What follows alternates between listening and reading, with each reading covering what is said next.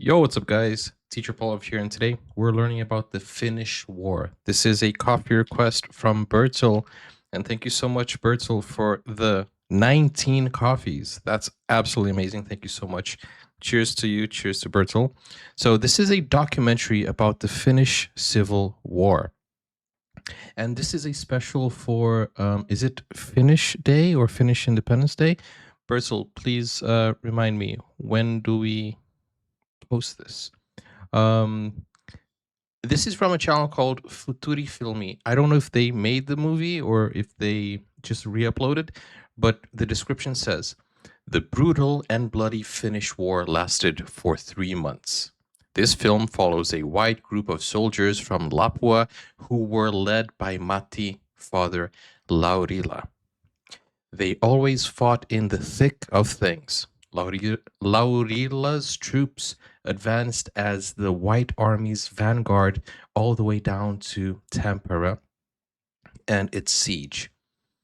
There, the fiercest urban military operation in the Nordics since took place. Finally, the war ended. How did Finland come out of it? Shout out to Finland and everyone watching from Finland. As the heads bow down depicts one of Finland's darkest periods and attempts to unfurl the events through the experiences of a single military unit. The film features interviews with Professor Emeritus Heikki J. Kangas, PhD Vesa Mehta. I don't know how to pronounce these names, I'm sorry. And PhD Animo Minkinen. The Civil War started 27th of January. Oh, okay. On Tuesday this week was 108 years ago. Wow. Wow, okay.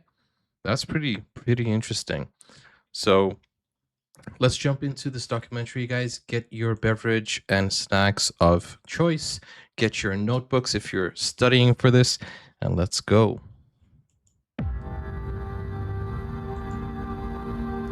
In 1918, Finland was ravaged by civil war.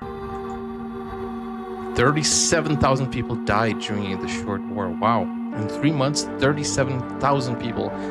That's more than 10,000 a month. Suomen sisällissodassa 1918 nousi kuuluisuuteen valkoisten puolella taistellut joukko, joka oli lähtenyt matkaan Etelä-Pohjanmaalta Lapualta.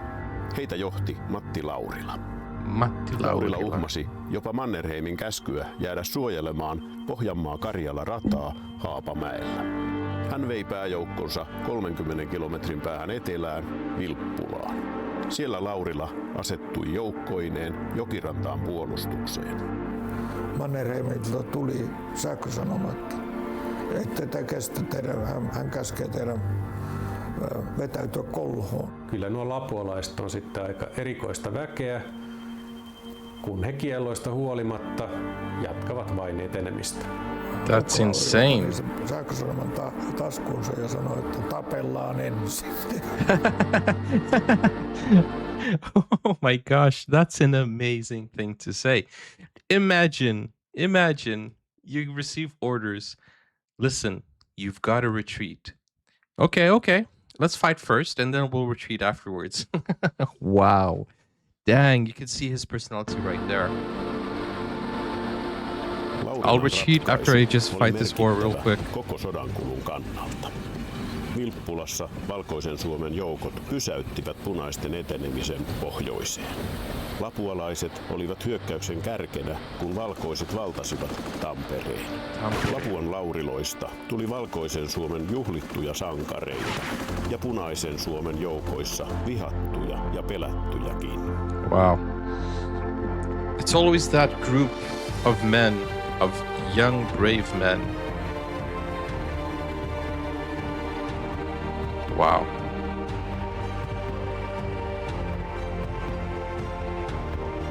This is gonna be really interesting.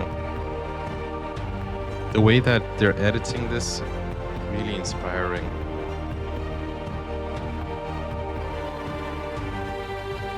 Wow, man.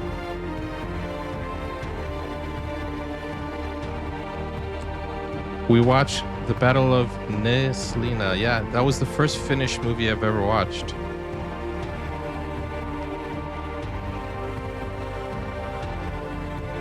Wow, guys.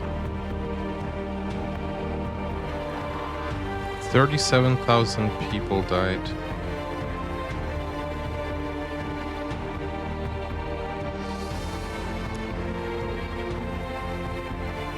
Oh, this is where they were stationed, right?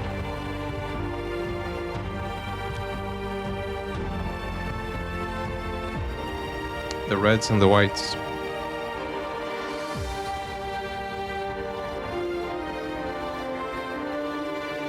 But they did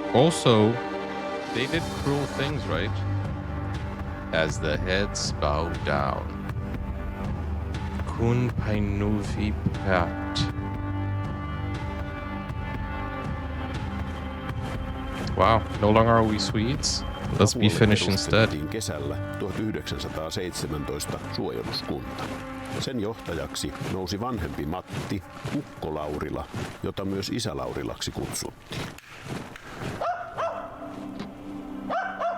Laurila. Isä Laurila oli ollut Lapualla näkyvä hahmo jo aiemmin. Hän oli Lapuan sähkön isännöitsijä, ehtinyt johtamaan sahaa ja toiminut poliisina. Laurilalla oli myös vahva sotilastausta. Hän oli kotiutunut aikanaan Suomen vanhasta väestä Vääpelään. Oh, okay. I was gonna say he was a manager. He left his company to join the army. No, but he also worked as a police officer, and he was he was a veteran also. So it makes sense. Because imagine going from manager to war. So yeah, he had prior experience. Mitä oli tapahtumassa? Miksi Suomessa perustettiin vuoden 1917 aikana suojeluskuntia ja punakaarteja?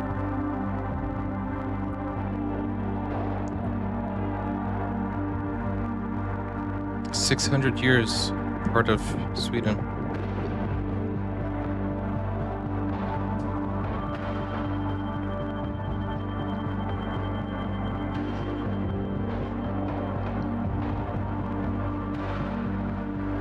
Dang, Russia, they pick fights with everyone, right?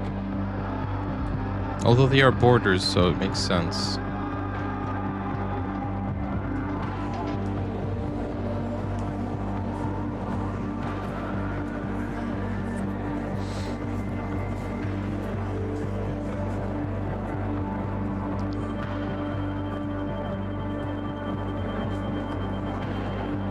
Grand.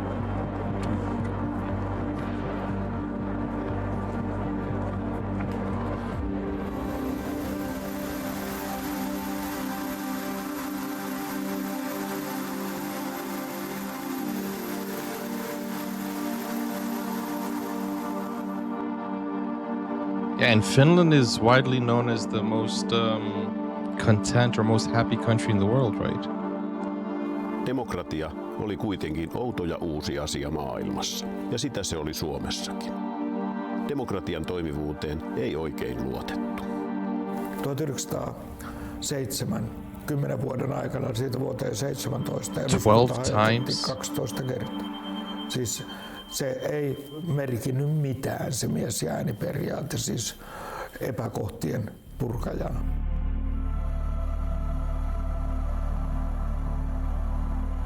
But guys, it's people will always grieve, right? There's nothing you can do to repair that. Venäjä pyrki venäläistämään Suomen. Suomalaisten tahto itsenäistyä kasvoi. Poliittiset levottomuudet lisääntyivät.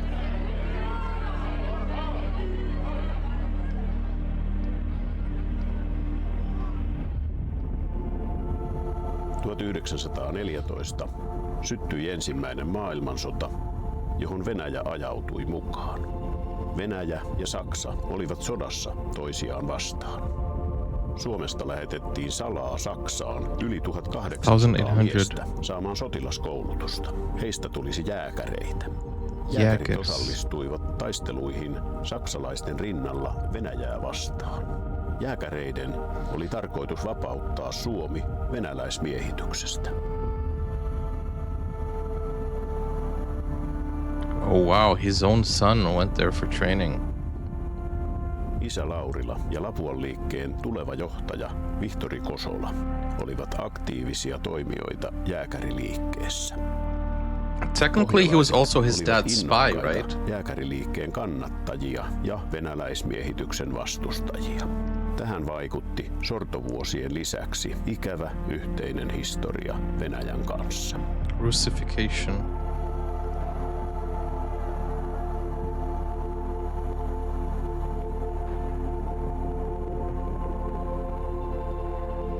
Dang. Why is Russia like that?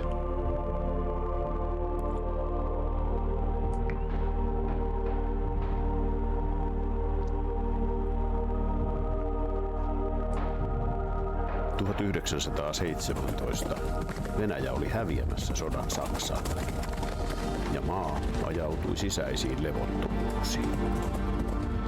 Venäjällä bolshevikit tekivät vallankumouksen ja syttyi sisällissota. Dang. Not only did they have to deal with Germany, they had to deal with themselves. Suomalaiset näkivät Civil War. tilaisuutensa tulleen irtautua Venäjästä. Suomessa oli aikamoinen määrä venäläistä sotaväkeä, pitkälle 200 000. Suomalaisten keskuudessa esiintyi halukkuutta ihan yleisestikin saada sitten näitä venäläisiä sotilaita pois maasta. Samaan aikaan myös itsenäistymisvaatimukset lisääntyivät. Suomeen oli Guys, I want you to remember that the population back then was way less than today. And today, the population is still small. But imagine 100,000 people. That's 100,000 people is a lot of people today. Imagine back then. And imagine in a small population. oli vuonna And all of them soldiers. Dang. 1999 syntynyt vasemmistopuolue, Suomen sosiaalidemokraattinen puolue. 1890-luvulta alkanut nousukausi ja yhteiskunnan modernisoituminen johtivat myös epätasa-arvoistumiseen. Köyhät köyhtyivät ja rikkaat rikastuivat. Tähän Isn't it epäkohtaan the same uusi today? työväenpuolue Hi, Turka. tarttui. Varsinkin Etelä-Suomessa esiintyi paljon ristiriitoja työväestön ja porvariston välillä.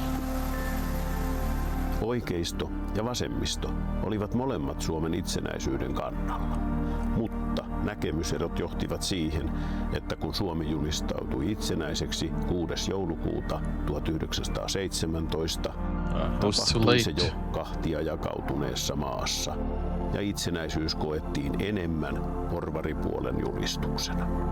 Vuoden 1917 aikana oli perustettu maan epävakaan tilanteen takia järjestyskaarteja, joiden oli tarkoitus ylläpitää järjestystä omalla alueellaan.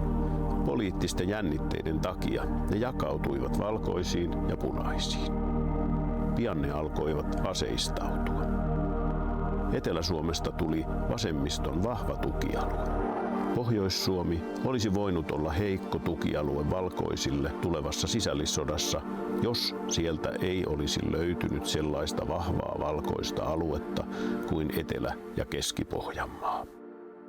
Tärkeä syy siihen oli Isn't it Amerikan sad? siirtolaisuus. They reached independence, but still broke into war. Like literally, you think things are gonna get better and you're gonna get free, but literally Keski-Pohjanmaa. breaks into another war. Tärkeä syy siihen oli I think that's the same thing that happened to Korea after the Second World War, right? They had their freedom, but then they broke into a civil war. Etelä- ja Keski-Pohjanmaa. Tärkeä syy siihen oli Amerikan siirtolaisuus. Se nimittäin paisui massaliikkeeksi nimenomaan Etelä- ja Keski-Pohjanmaalla. Ja sillä oli sellainen seuraus, että se ohensi sitä kerrosta, joka sitten Etelä-Suomessa lähti kannattamaan tätä kapinaa. Etelä-Pohjanmaa on siinä mielessä ihan mielenkiintoinen maakunta, että siellä on erittäin vahvat yrittäjyyden juuret. Maatilat olivat Etelä-Pohjanmaalla, sanotaanko näin, että keskikokoisia. Torppareita, torppia ja mäkitupalaisia oli suhteellisen vähän. Etelä-Pohjanmaalle ei syntynyt sen kaltaista alistussuhdetta, jos näin voi sanoa, kuin It's Finnish, right? It sounds different. We're listening to the narrator in Swedish, and then the interviewers are Finnish, right? Because it sounds completely different. Sanotulla kartanoseudulla Suomessa. Se Amerikan siirtolaisuus oli niin suurta, että se oli paljon suurempaa kuin missään muualla. Even the narrator Suomessa, is niin Finnish? Se todellakin paransi myös niiden paikalle jääneen työväestön asemaa. Se, että ne yleensä lähti Amerikkaan ja pystyi ostamaan liput, niin kertoo siitä, että se oli melko varakasta seutua ja se oli niin kuin markkinatalouden suuntaan menevä kehitys oli siellä, jolloin se Amerikan siirtolaisuus 1880-luvulla alkoi ja oli huipussaan siinä vuosisadan vaihteessa. Niin se selittää kyllä paljon tätä. Eteläpohjalainen Lapuan suojeluskunta oli porvarillinen eli valkoinen. Valkoiset suojeluskunnat julistettiin 25. tammikuuta 1918 hallituksen joukoiksi. January 25th. Lapuan suojeluskunta ei ollut kuitenkaan pelkästään talollisten joukko, vaan siinä oli mukana miehiä myös muista sosiaalisista taustoista. Jäseniä tuli niin suurista kuin pienistäkin taloista. Lapuan suojeluskunta muistutti ulkonäöltään etelässä perustettuja punakaarteja. Varusteet ja vaatetus eivät olleet parasta mahdollista luokkaa. Guys, when I see things like this from the past, I keep imagining, how did we keep traditions alive? Like, how did we keep Christmas traditions alive? This happened right after Christmas, and, you know, a lot of things happened during Christmas as well, but still people kept that happiness and celebration of Christmas alive. Like, how? Throughout the years, throughout the wars, the happiness tradition, or the happy traditions of Christmas and other events, they just still survived. You'd think people would say, oh, this year we're not celebrating Christmas, but it's still here. Sielläkin jäseniä myös niin torppareista ja mäkituopalaisista ja mahtoi olla palkollisiakin. Mutta pääasiallinen väestö oli siellä, tai jäsenistö koostui viljelijäväestöstä. Heidät opittiin tuntemaan myös Lapuan lumiaurana. He has a different accent. Eteenpäin menevänä etulinjassa toimivana joukkona, valkoisten joukkona. Josta tuli sitten merkittävin joukko-osasto. Etelä-Pohjanmaalle perustettiin myös joitakin punakaarteja, mutta ne eivät yleensä aseistautuneet ja ne jättäytyivät sivuun tulevissa tapahtumissa. Suomen julistauduttua itsenäiseksi pohjalaisten huomio oli ennen kaikkea venäläisissä varuskunnissa, joita oli varsinkin Etelä-Pohjanmaalla runsaasti. Vaikka Suomi oli jo itsenäistynyt, maassa oli merkittävä määrä venäläissotilaita, jotka aiheuttivat levottomuuksia pitkin maata. Etelä-Suomessa levottomuuksia aiheutti lisäksi suomalainen vasemmisto, joka sai apua vallankumouksellisilta Assisted by the Russian revolutionaries. Suomeen oli syntynyt kaksi eri uhkaa: venäläiset sotilaat ja Suomen sisäiset ongelmat. Valkoisen Suomen näkökulmasta nämä kaksi alkoivat yhdistyä vaarallisella tavalla. Nyt ei enää nämä parlamentaariset toimet riitä. That's what they say. The enemy of your enemy is my friend. Vaikka Suomi oli niin kuin itsenäistynyt, julistautunut itsenäiseksi, niin voisiko sanoa, että tämä vallankumouksen veturi vyöryi, punaiset sai aseistusta venäläisiltä bolsevikeilta, punakaartit radikalisoituivat. Tuli levottomuuksia ja poliittisia murhia, jotka enimmäkseen muuten suuntautuivat porvareihin.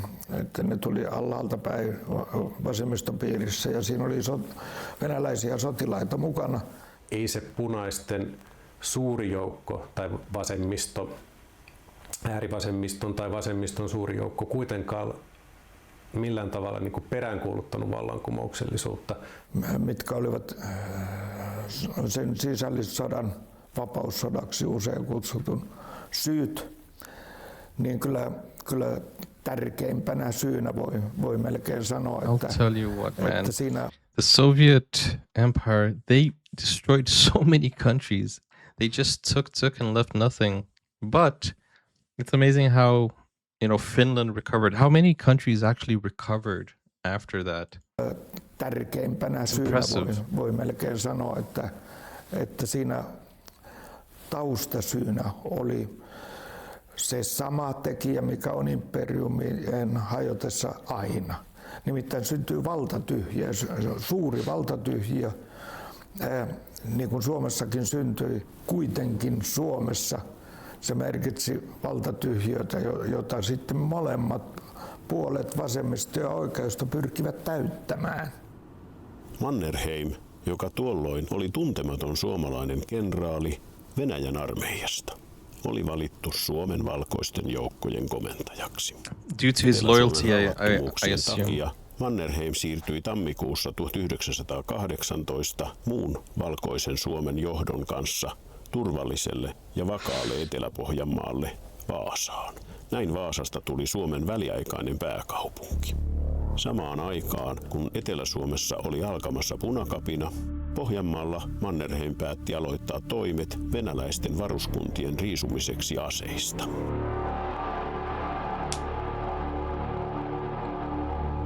Lapualaiset saivat käskyn lähteä muiden eteläpohjalaisten suojeluskuntien kanssa mukaan venäläisvaruskuntien aseista riisumiseen. Ajatuksena oli, että tämä kaikki saataisiin tehtyä without bloodshed. Dang, 37,000 people. Ylipäällikkö Mannerheim It went wrong. Etelä-Pohjanmaa vaavat venäläisvaruskunnat riisuttavaksi aseista tammikuun 27. ja 8. päivän välisenä yönä 1918. Ja tätä pidettiin hullu hommana, että ei sinne saa lähteä, mutta Mannerheim oli sitä mieltä, että kyllä voi, ja meni Ylijärmään ja rupesi johtamaan sitten tätä. Mannerheim johti venäläisvaruskuntien aseista riisuntaa tästä ylihärmäläistalosta käsin. Viimeisten viikkojen aikana ympäri Suomea oli ollut aseellisia yhteenottoja, mutta tähän sotaan liittyvä ensimmäinen virallinen, uhreja aiheuttanut aseellinen yhteenotto käytiin Etelä-Pohjanmaalla Laihianhulmilla. The first casualties. It was supposed to be with no bloodshed.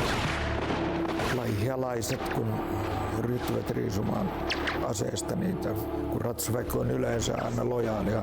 Of course, they're armed. If you're trying to disarm somebody, they're gonna shoot back. Panivat vastaan.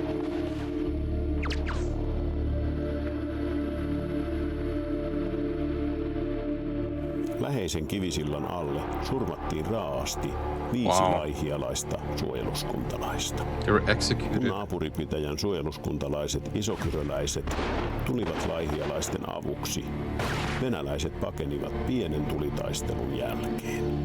Dude, the Russians were not playing around. Ei osallistunut Laihian taisteluun, vaan oli Laurilan johdolla riisumassa venäläisvaruskuntia aseista Lapualla, Seinäjoella ja Ilmajoella.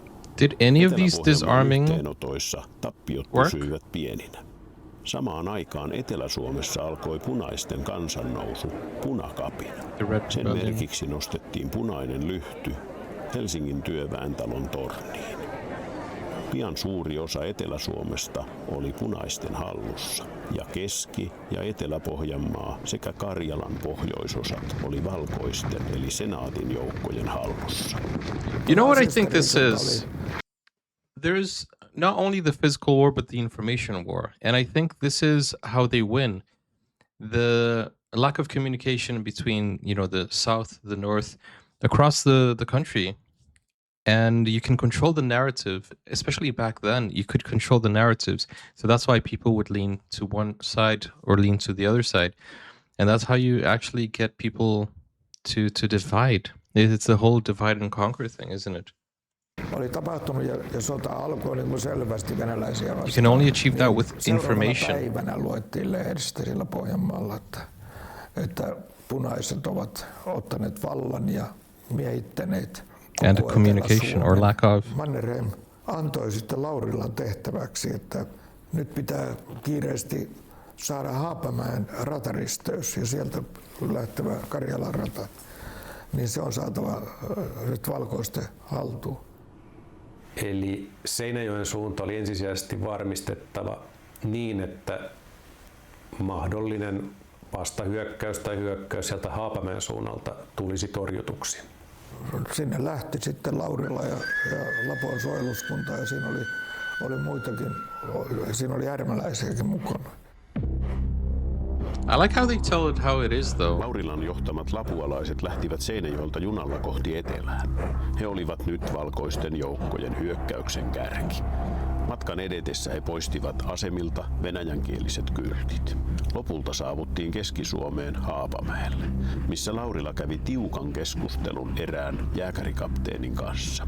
Jääkäri Mannerheimin käskyyn vedoten kielsi Laurilaa jatkamasta matkaa Haapamäeltä etelään. Hänestä rataa tulisi suojella Haapamäellä yhdessä keuruulaisten kanssa. Laurilasta rataa suojeltaisiin paremmin etelämpänä. Niin oikein. Sinä tottelet määräyksiä, mutta lasket joukot ja minut etehen päin. Laurila hyppäsi joukkoineen junaan ja lähti kohti etelää. Hän halusi tiedustella ja tunnustella, minne asti pitää edetä, jotta saadaan kosketus viholliseen. He jatkoivat Vilppulaan ja edelleen Lylyyn. Mennään niin pitkälle kuin päästään. Lylyssä lapualaiset törmäsivät viholliseen. Laurila vetäytyi joukkoineen takaisin Vilppulaan. Mannerheimilta tuli sähkösanomat, että hän käskee teidän vetäytyä Kolhoon. Kenraalimajori Paul von Geeri olisi ihmetellyt, että kyllä nuo lapualaiset on sitten aika erikoista väkeä, kun he kielloista huolimatta. That's the second time they call them strange people. Ukko Laurila pani sen sähkösanoman taskuunsa ja sanoi, että tapellaan ensin. Let's fight first. 1918. Vilppulankosken rannoille lapualaiset ja muut valkoiset asettuivat asemiin. Tästä ei pojat mennä enää askeltakaan kotohon päin. This is 108 years ago. Helmikuuta muodostui rintamalinja tänne Vilppulaan, tähän Vilppulan koskeen. Punaiset oli täällä eteläpuolella koskee ja tuolla pohjoispuolella siellä oli sitten valkoisten sotamiehiä. Ja ne olivat tosiaan pohjaalaisia Lapualta. Sitten kävi, että se Vilppula muodostui rajapaikaksi. Kyllä Laurilan ratkaisu oli sotilaallisesti oikea. Siis jos olisi jaettu vain siihen ihan Haapamäen rataristeykselle liepeille, niin se olisi ollut vähän uhanalainen asema, että se olisi voitu ainakin siitä uhata paremmin kuin nyt sitten sieltä vähän kauempaa. Tämän That looks kosken very, ylittäminen tuli vaikeaksi, kun Kea Serleki, kun se avasi tuolla Mäntän koskessa nämä sulkuportit ja pääsittiin vesi tulemaan tähän Vilppulan koskeen, joka vei täältä lume pois ja saatiin koski virtaamaan. I would never jump into that river. Puolustusta auttava teko. Dude, it must be Rautatiessä on freezing. semmoinen 1,5 kilometrin suora tuonne etelään päin. Punaisilla oli sellainen päiväohjelma, että ne tuli tänne aamuisin panssarijunalla tänne taistelurintamalle. Ja kun se höyryveturi tuli tuonne näkyviin 1,5 kilometrin päähän, niin valkoisilla oli varustettuna tykit tuonne kaarteeseen. Oh, wow. Ja alkoi heti sitten ampumaan sitä veturia. See, that's why you can't follow a routine. Ettei se pääsykään ihan tähän kosken partaalle, vaan se joutui pysähtymään tuonne kauemmaksi. Ja kun oli tullut sitten 8 tuntia täyteen, niin hypättiin taas junaan. Meillä mentiin sitten Lylyyn, missä oli sitten tämä majoitus tapahtui. Että so they didn't aim at the train, they aimed at the bridge? Ja näin tosiaan, niin vaikka näitä oli näitä valkoisia vaan se 300-400, niin rintamalinja tosiaan kesti näiden punaisten hyökkäyksen. Rintamalinja vakiintui Laurilan ratkaisun ansiosta Vilppulaan. Ja vaikka valkoisilla oli selvä alivoima punaisiin nähden, he onnistuivat torjumaan punaisten ja venäläisten hyökkäysyritykset. Näin valkoiset saavat itselleen kallista lisäaikaa. Tässähän seurasi sodan alussa valkoisten kannalta katsoen asemasotavaihe. They bought some time at least, right? So. Lappajärvellä, Vimpelissä, Vöyrillä koulutettiin joukkoja. Täältä Lapuan Karhunmäen kristilliseltä opistolta lähti opiston rehtorin Väinö Malmivaaran johdolla lähes 50 nuorta miestä lapualaisten tueksi Vilppulan rintamalle. But I think it's all about how brave you are. Ne muodostivat oman ryhmänsä tässä lapualaistenkin joukossa ja eteläpohjalaisten joukossa yleensä. Because you got to remember, most of the people that were in war, they weren't actually soldiers. They were just people who were recruited. So even if you have like a small group of people who are crazy enough to, you know, position themselves, then yeah, you could definitely scare them off if the other army doesn't have soldiers that are brave enough, you know. Vilppulan asemasotavaiheessa ammuttiin paljon, mutta osuttiin vähän. Was it just warning shots? Ne olivat kouluttamattomia ihmisiä. That's what I said, raw recruits. Konekivääri ja Vihtori Kosolla oli yhden konekivääri joukkueen päällikkö. Niin asemasodan aikana ammuttiin kaiken päivää konekiväärillä sinne viholliseen wasting ammunition. Niin, että mihinkä se mahtoo siellä osua. Vyön perään. Just wasting money ihan summan mutikossa.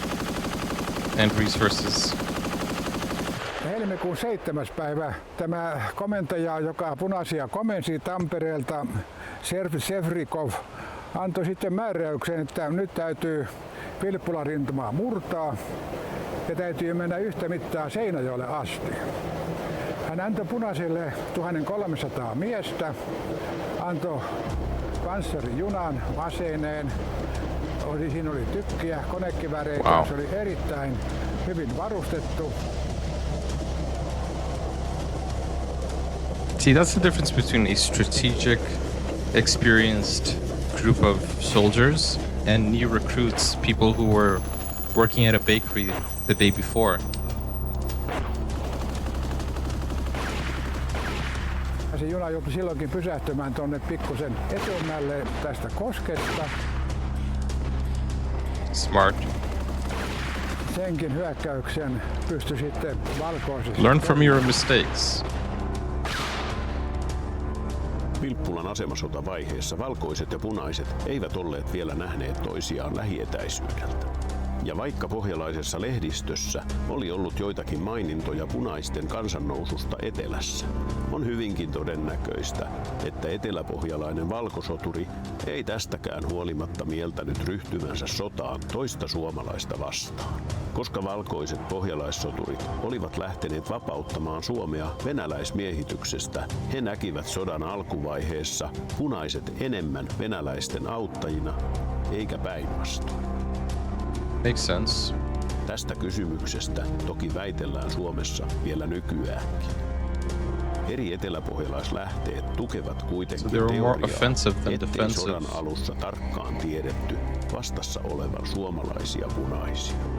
Valkoisen armeijan johto, väliaikainen hallitus siellä Vaasassa, oli todennut asiaintilan ja huomasi kyllä, että jos korostetaan sitä, että vastassa on venäläisiä, niin se vetoaa ja tehoaa näihin pohjalaisiin paljon paremmin.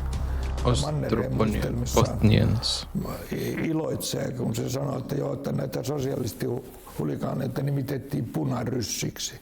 Eli siis päävihollinen oli Venäjä ja venäläiset sotilaat, mutta sitten venäläisiin liittyneet sosialistihuligaanit olivat punaryssiä, eli ryssiä näitä.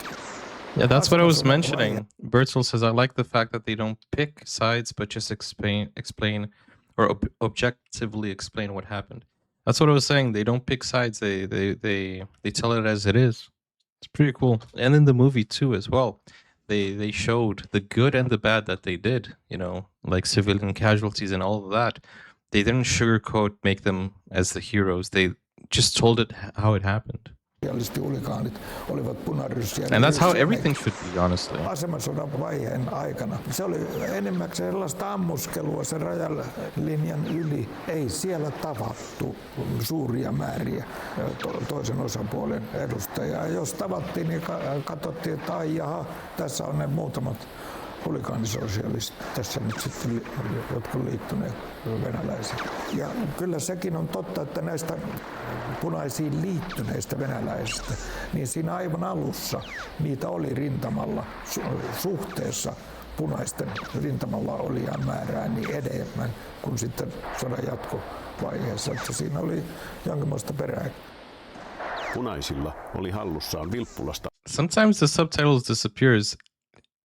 Are there so many more words in Finnish than in English? Because it feels like in English they explain it very shortly with a few words, and in Finnish you have to use much more words to explain. Oli jonkinlaista perää. Punaisilla oli hallussaan Vilppulasta länteen sijaitsevalla Ruovedellä Pekkalan kartano, joka oli sodassa tärkeä huollon kannalta. Punaiset joutuivat vetäytymään kartanosta. This is the one we saw, right? Kartanon isäntä Alexander Aminov koki kovan kohtalon punaisten käsissä. Uno Ferdinand Davidson, joka surmasi Alexander Aminovin konttorihuoneessaan muutama tunti sen jälkeen, kun Pitkälän taistelut oli hävitty. Tässä kartanon rakennuksessa Davidson surmasi Aminovin.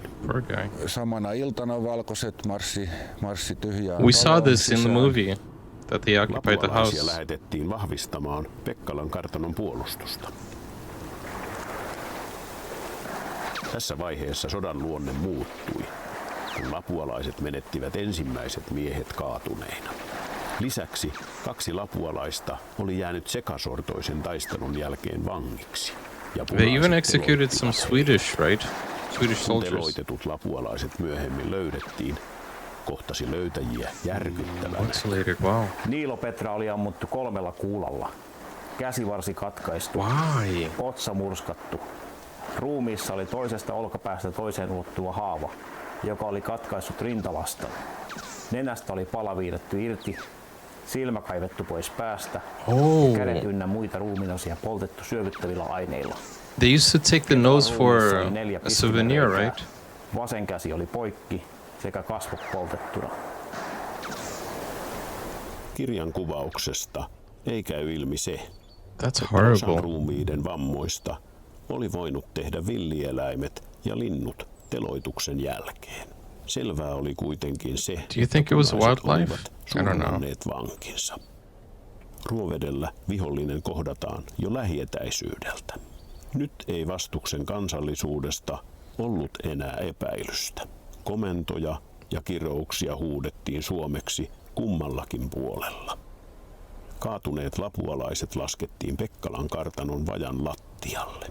Valkosoturit katselivat ensimmäisiä kaatuneitaan hiljaisuuden vallitessa. Viha alkoi kasvaa punaista vastustajaa kohtaan. Samaan aikaan Pekkalan kartanoa lähestyi punaisten suuri hyökkäys. Voimakkain hyökkäys Pekkalan rintamalla ajoittui tosiaan The most intense battles February 13th and 14th. päivän ajalle That's Valentine's Day. Punaisilla oli vahvistuksena useamman 100 venäläismatruusin joukko. Venäläisistä matruuseista koottu niin kutsuttu mustakaarti hyökkäsi punaisten tuella Pekkalaan. Venäläismatruusien The events in the movie takes place after this. It's the Battle of the Manor, isn't it? Finnish in their own class, how many words they say? Okay, they use a lot, right? A lot of words, a lot more words. Wow. oli tarkoitus valaa rohkeutta punaisiin ja näyttää Do you know how many Finnish words are in the dictionary? I feel like,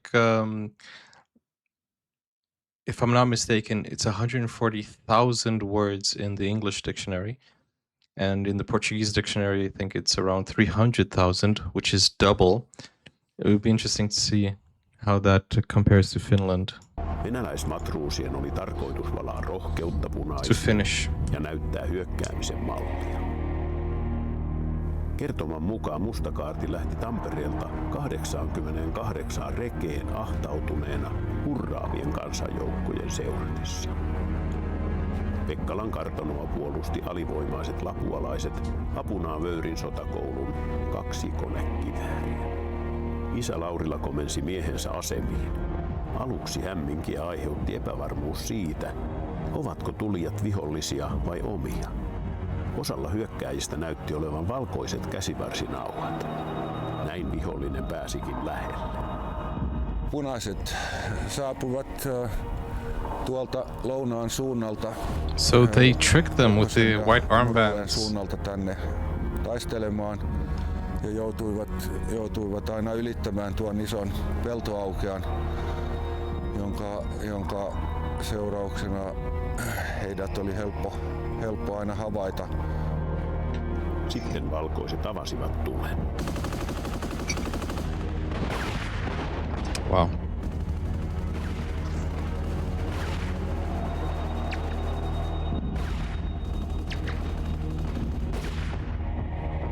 Venäläiset iskivät lapualaisten vasempaan sivustaan ja onnistuivat näin etenemään kartanon tuntumaan.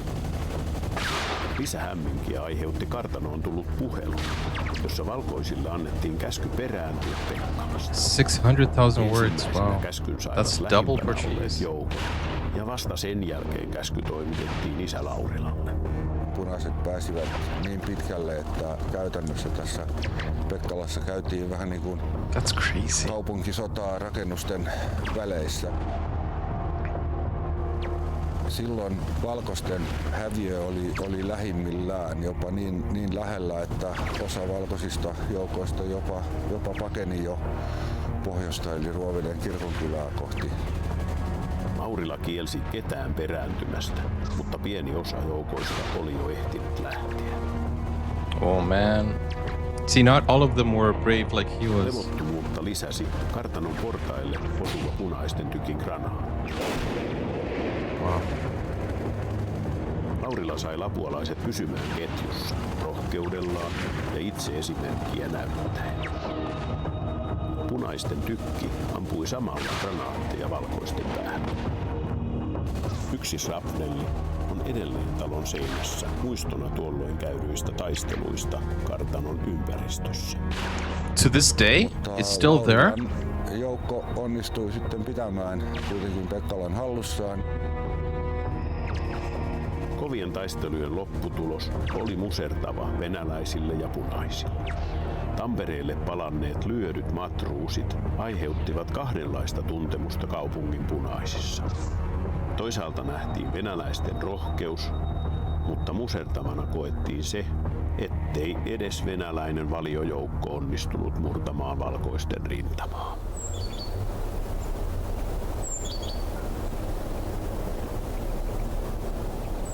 Pekkalan So it's kartanon more taistelusta loyalty than bravery, lapulaiset saivat right? mukaansa 3 punavankia. Ainoa mitä heidän kohtalostaan tiedetään on, että heitä kuulusteltiin.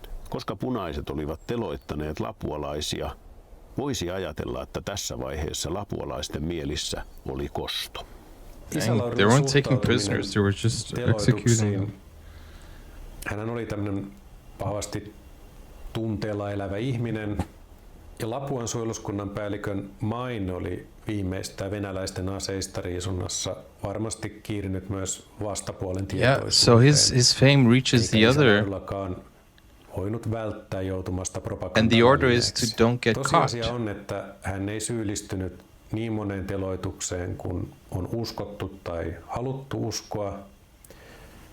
He didn't? Mutta myös sekin on tosiasia, että hän ei kavahtanut käyttää kovia otteita.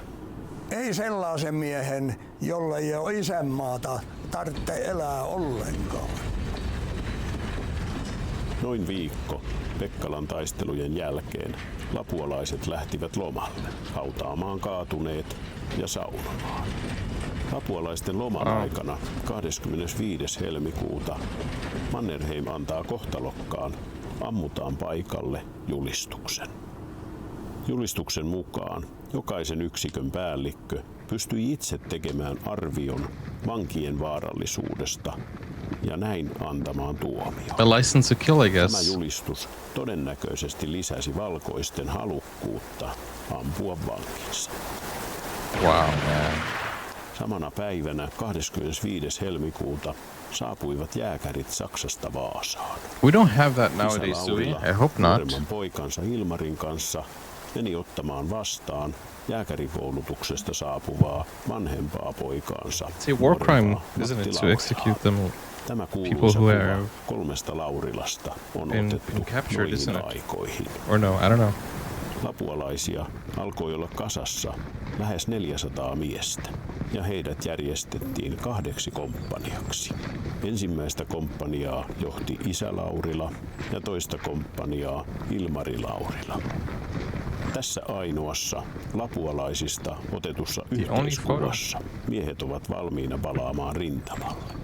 Loman aikana isä Laurila tapaa myös itsensä ylipäällikkö Mannerheimin. Hänet ylennettiin Vänrikiksi samaan aikaan samalla käynnillä. Second lieutenant. Ja siellä hän sai sitten ohjeita myös miten toimia, eli suuntahan oli nyt sitten sinne Jämsän rintamalle ja kohti Länki-Pohjan taistelua. Tilanne valkoisten kannalta oli nyt edullinen. Pohjoinen oli pystytty varmistamaan valkoisten hallintaan. Rintamalinja oli vakiintunut. Valkoinen Suomi oli samalla saattanut yleisen asevelvollisuuden voimaan. Nyt saatiin asevelvollisia sotilaita vapaaehtoisten suojeluskuntalaisten rinnalle. Loman loputtua lapualaiset lähtivät Do you think that this all happened because of a disagreement? You know, not agreeing with the mentality or the idea of the future of the country. They literally had liberated. They literally had the independence, but they decided, no, I don't agree. We cannot agree to disagree, or we cannot accept this, and just went out to war, continuing the suffering. Rinnalle. Loman loputtua lapualaiset lähtivät Jämsään, jossa he auttoivat asevelvollisuuden toimeenpanon kanssa. Jämsä oli punainen pitäjä, missä oli hankaluuksia saada ihmisiä valkoisten puolella. Isä Laurilasta mainitaan eri lähteissä Jämsän ajoilta, että tämä olisi auttanut teloituksissa ja poliittisissa murhissa. On kuitenkin mahdollista, että isä Laurilaa on käytetty punaisten propagandan välineenä. That's all it Sillä is. monet mainitut teot oli tehty ajankohtina, jolloin Laurila ja muut lapualaiset olivat vielä lomalla Pohjanmaalla. It's all propaganda. Toisaalta seuraava Vihtori Kosolan muistelu antaa hieman ymmärtää, että lapualaiset saattoivat ainakin todistaa teloituksia. Paikkakunta oli varsin punainen ja monet jäivät kutsuntoihin saapumatta. Alkupäivinä saimme olla niiden järjestelyssä avuksi sikäli, että kutsuntaluettelojen mukaan kuljeksimme eri kulmilla ja pakotimme miehet saapumaan. Muutamat panivat ensin vastaan. Ne otettiin kiinni ja vietiin tutkittavaksi. Ja kun pahimmille yllyttäjille oli annettu leipäkortti, niin jopa rupesi miehiä kutsuntoihin saapumaan. Kosolan mainitsema leipäkortti saattoi viitata pikaoikeuteen eli olla kiertoilmaus vangin teloitukselle. Jämsästä lapualaiset jatkavat isä Laurilan johdolla Länki-Pohjan lähelle Eväjärvelle, jossa lapualaisten pataljoonaan liitettiin keskisuomalainen komppania. Pataljoonaa johti ratsumestari Vilkman. Pataljoona taisteli niin kutsutussa Jämsän ryhmässä, jota johti ratsumestarin veli Eversti Vilkman. Jämsän ja Länki-Pohjan suunnalla oli menossa yhtä aikaa sekä valkoisten että punaisten yritys saada aikaan ratkaisua pitkittyneeseen asemasotavaiheeseen.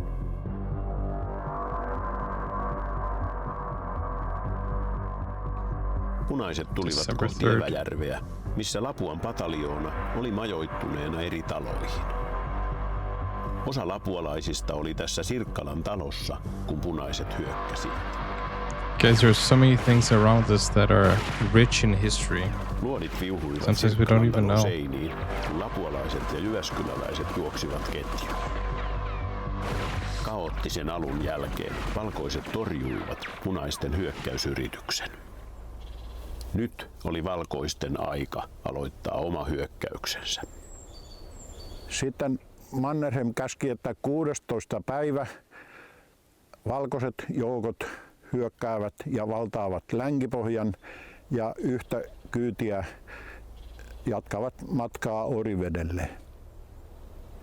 Huomenna me olemme kello 3 iltapäivällä valloittaneet ja Länki-Pohjan, mutta minä en ole enää silloin joukossa. That's awesome. Isä Laurila piti tour puhuttelun, että tähän of all asti these sites. on ollut leikkiä, mutta nyt alkaa sota ja sota vaatii uhrit. Hän sanoi, war että requires hän sacrifices. että olemme valmiit siihen. He basically said, give your life for this. Tähän asti olivat punaiset olleet taistelutilanteissa miesvahvuudeltaan ylivoimaisia valkoisiin nähden. Nyt tilanne oli muuttunut. Now the whites have more? Länki-Pohjassa valkoisten joukkojen määrä Wow. reilusti punaisten vahvuuden. Dang. They were just getting stronger. Oli määrä suorittaa 3 kolonnana. Idästä ja etelästä hyökkäsi Seinäjoen grenatööripataljoona ja Uudenmaan rakuunat. Keskimmäisen kolonnan muodosti Lapuan pataljoona. Lapuan pataljoona Remember, this was all supposed to be done without Vaasan grenatööripataljoona. bloodshed. Pohjoisesta Länki-Pohjaan koukkasi vielä Peräpohjolan suojeluskuntapataljoona. Länki-Pohjan todennäköisesti noin 1000 puolustajan suuntaan kohdistettiin 2500 miehen joukko. No, me olemme tässä Läljärven tien, Uuden tien paikkeilla. Nykyisen valtatie 9 vieressä käytiin Länki-Pohjan taistelu, josta oli tuleva sisällissodan ratkaisun kannalta yksi tärkeimmistä taisteluista. Doesn't look like there's any place to hide actually. Taistelun niitä merkittävimpiä alkusykäyksiä sen takia, että punaisilla oli tässä erittäin voimakas jäädytetty halkupinoon piilotettu bunkkeri ja silloin valkoiset tuolta Eväjärven suunnasta kun hyökkäsivät tähän, niin punaisilla oli erittäin hyvä tilaisuus sitten konekiväärillä hallita tätä tilannetta.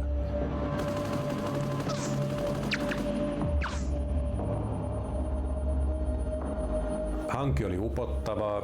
Punaisella puolella oli käytössään vahvaa muun muassa konekivääriaseistusta runsaasti ja esimerkiksi Ilmari Laurilalla tuo etenemismaasto oli erittäin epäedullinen. Suoraa tulta päin kahlaten edettiin ja kenties juuri tämän vuoksi hän sitten yritti vielä epätoivoisesti koukkaamista punaisten sivustaan. The weather. You gotta predict the weather. Pitkäksi aikaa, koska se tulivoima, joka sieltä bunkkerista tuli, oli niin ylivoimainen. You gotta predict the weather because that could really save your life or cause you to lose the war. Sattui vielä, että toisen komppanian päällikkö Ilmari Laurila sai luodin ja menetti henkensä. Dude, they look so young. Yeah, I bet Laurila will see red. After his second in command dies, he's definitely gonna see red. Literally. Isä Laurila lähti ottamaan selvää asiasta ja sai pian sitten tietää, että Ilmari Laurila oli menehtynyt. Wow. Laurila antoi sitten Colonel Wilkmanille Everstille tiedon, että ei me päästä millään tästä läpi, jos ei tykistöllä ensin tuota noita konekivääripesäkkejä. No, erään näkemyksen mukaan isä Laurila olisi suhtautunut sangen värikkäin äänenpainon erittäin kielteisesti sotatoimien jatkamiselle Länki-Pohjassa. No, joukoissa kyllä ihmeteltiinkin sitä, että miten ihmeessä piti hyökätä suorassa rintamahyökkäyksessä erittäin vahvasti varustautunutta vihollista vastaan.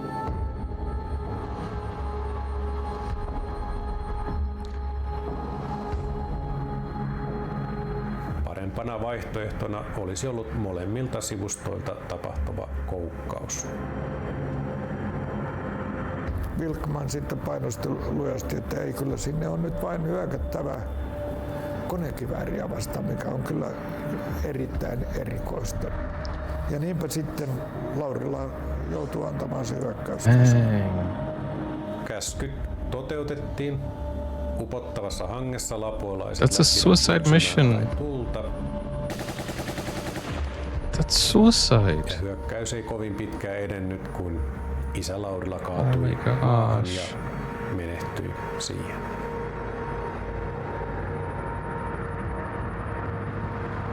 Do you think Tällä he did paikalla it on kertomuksen purpose? mukaan Laurila kaatui.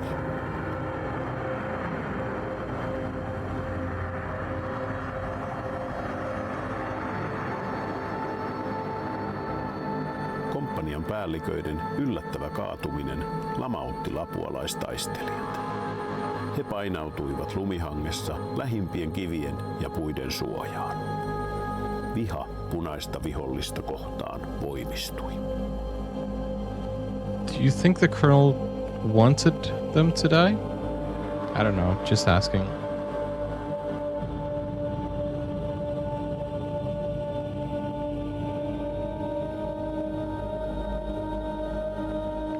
Because their death there, Tässä vaiheessa komentaja Wilkman it strengthens the hate for the Reds. ottaa reservinä olleet Vaasan krenatoripataljoonan, Lapuan pataljoonan lisäksi. If you think politically, Vaasan marssia laulaa ja juoksivat sitten perän jälkeen. that's what the colonel wanted, like to send a Ikään message. kuin yhdessä nämä I don't know. rynnistivät näitä punaisten halkopinoja vastaan. Niinpä tässä vaiheessa murtui punaistenkin puolustus. Ja pääsivät sinne halkopinojen toiselle puolelle, jossa ne oli kai tuusulalaisia, jotka siellä puolustautuivat sitten ihan viimeiseen hengenvetoon asti.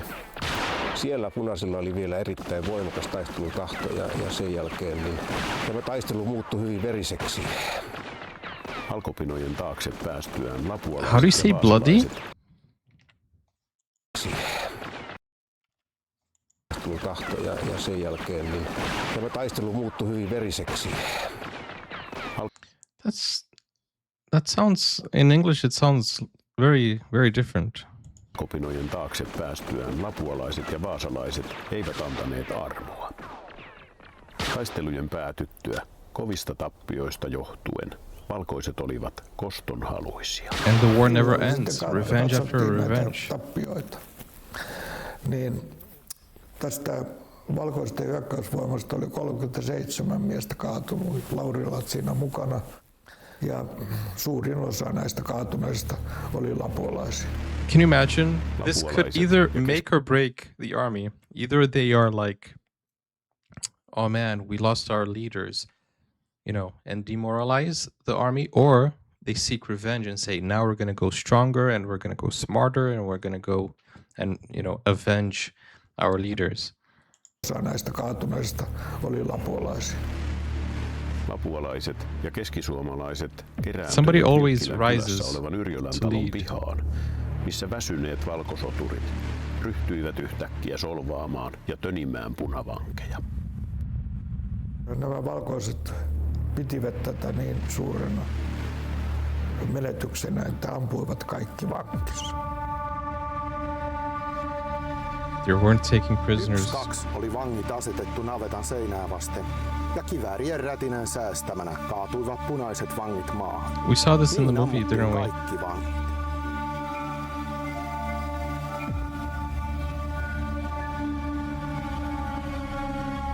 Koko tämä ampuminen tapahtui spontaanisti, ilman että päällystö olisi antanut siihen käskyä. Mieliala oli Without siksi a direct kiihtynyt, order. että luulen, että päällystö olisi voinut olla voimaton ampumista estämään. Dang. Yeah, they were seeking blood. Oh my gosh, they have pictures. Sinne on 129 haudattu. 129 bodies buried in the area. Punaisista niin kuin teloitetut ja ne, jotka kaatuu taistelussa. Wow. Ehkä siinä sitten todellakin taistelussa kaatui enemmän kuin yleensä näiden punaisten puolustuksessa. Että ehkä joku 80 voisi olla niitä vankeja, jotka ammuttiin. Dude, that's a Myös lot. muualla Länki-Pohjassa käytiin taistelujen jälkiselvittelyä. If you're ever in a room full of people, look around and imagine että nyt valkoiset valkoiset pääsivät ensimmäistä kertaa niskaan. It's 129 people. Suuri osa punaisten puolustuksesta pääsi pakenemaan. Muun muassa urjalalaiset, se Väinölinnan kotipitäjän punaiset, lähtivät livohkaisiin. Punainen, joka kuului tuollaisen 10-henkiseen ryhmään, joka löydettiin erikseen jostakin kellarista. Ja se tuotiin sitten jonkun edustalle, kivinavetaan varmaankin. Ja siihen tuli sitten 2 miestä, toinen oli Saksan jääkäri. Niin se toinen kysyi tältä jääkäriltä, joka lienee ollut upseeri, että mitä noille vangeille tehdään. We have no space for them. Jääkäri sanoi, että ei niille ole paikkaa, mihinkä niitä voitaisiin viedä. Ei me ota vankeja. Wow. Niin sitten ne ampuvat nämä vangit. Can you imagine? We have no space for them, so let's just kill them, take their lives away. Taistellen kohti Tamperetta, kulkien Orivedeltä Kangasalan kautta Lempäälään, jonne myös Matti Laurila nuorempi saapui, ja hänestä, Saksan jääkäristä, tuli lapualaisten ensimmäisen komppanian päällikkö.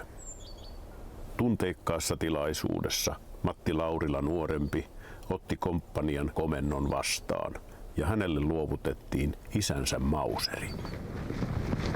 Kaikki suuntasivat nyt kohti Tamperetta, niin punaiset kuin valkoiset. Monet punaiset kuitenkin pakenivat jo tässä vaiheessa Tampereelta. Punaisten johtajat Hugo Salmela ja Werner Lehtimäki jäivät kuitenkin kaupunkiin taistelemaan omiensa rinnalla.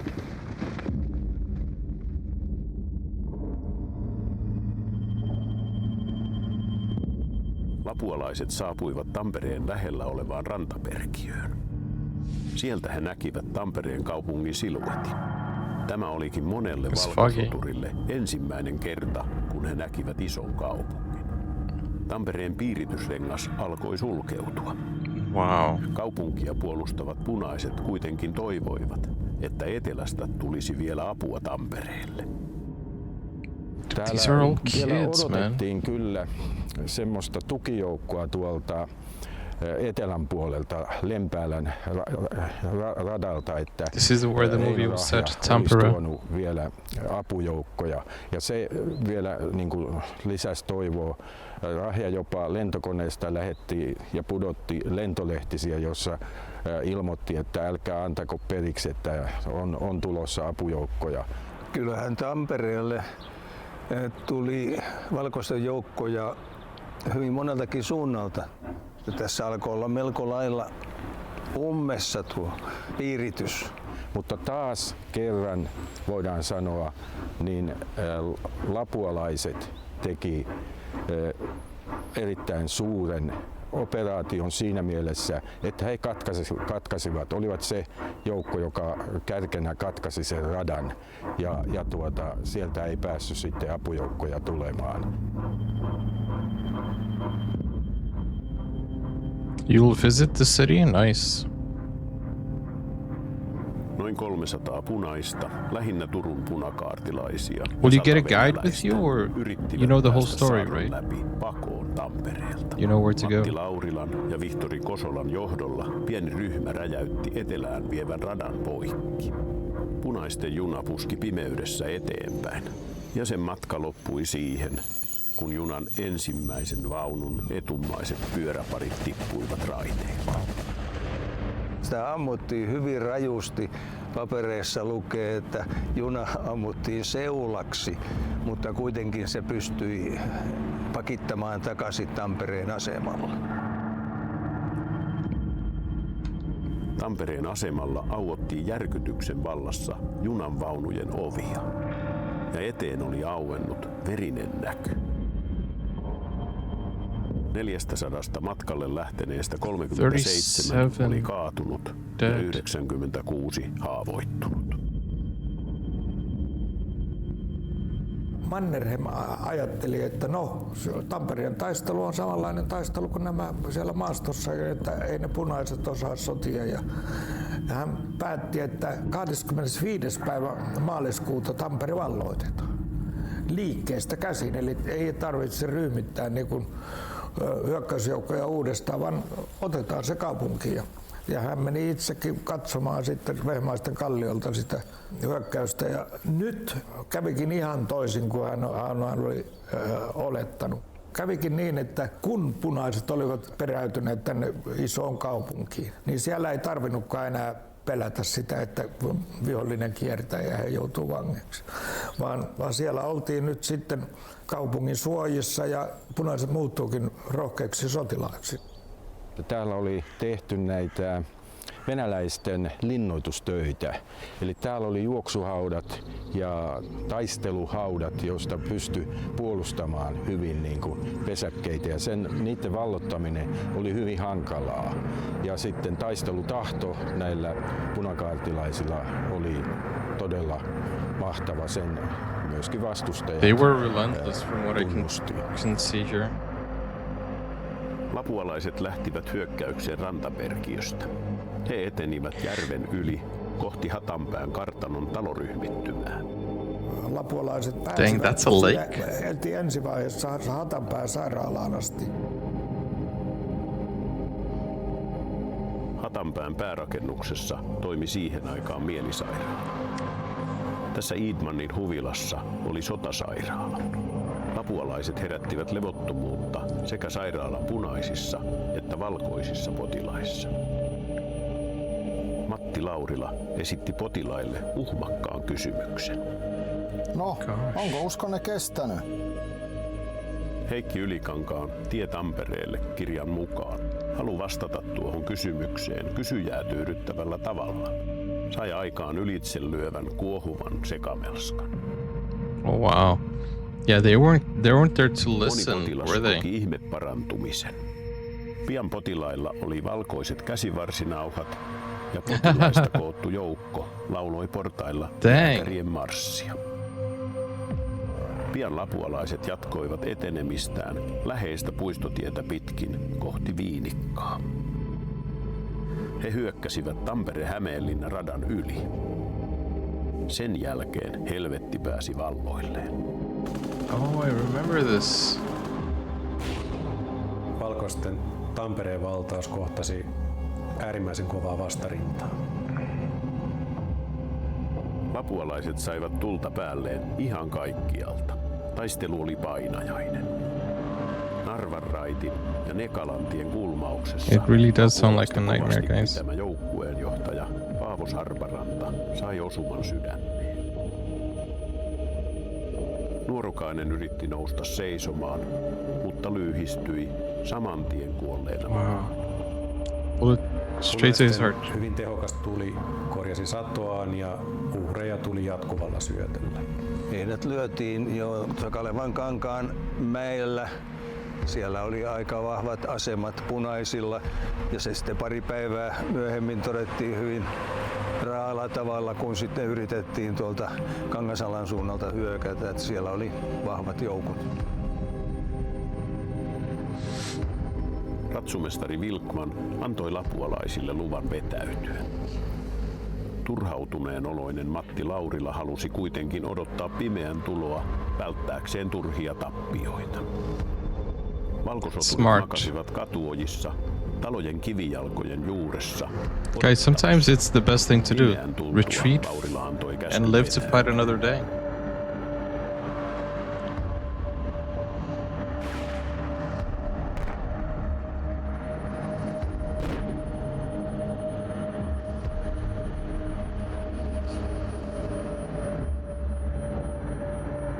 Lapualaiset palasivat lyötyinä takaisin rantaperkiöön. Heillä oli mieli maassa.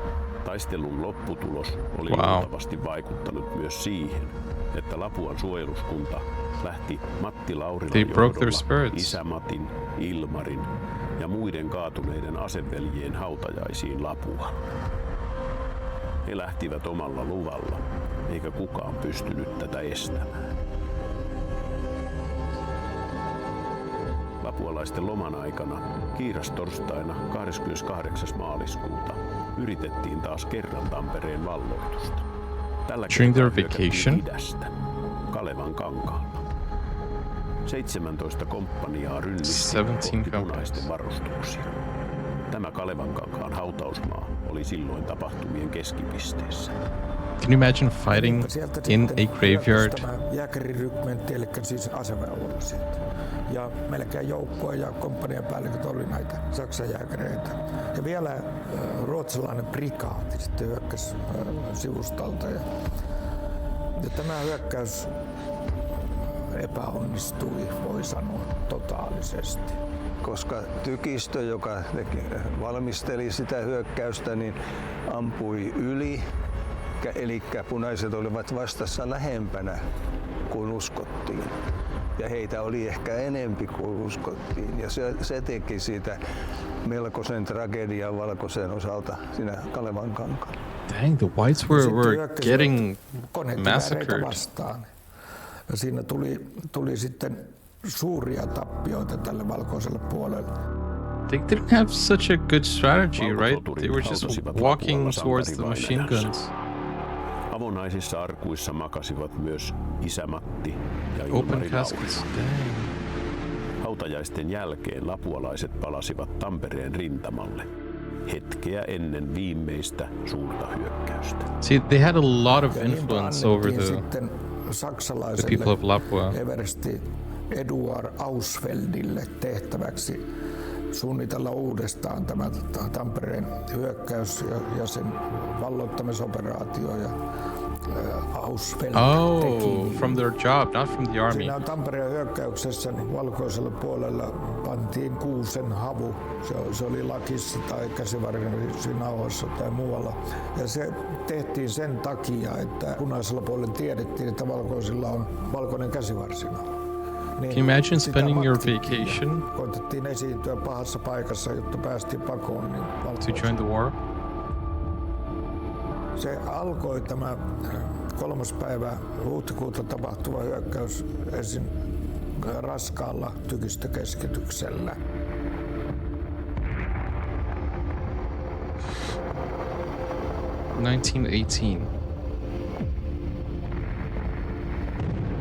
Varmasti kukaan ei ollut aikaisemmin kokenut niin massiivista tykistötulta.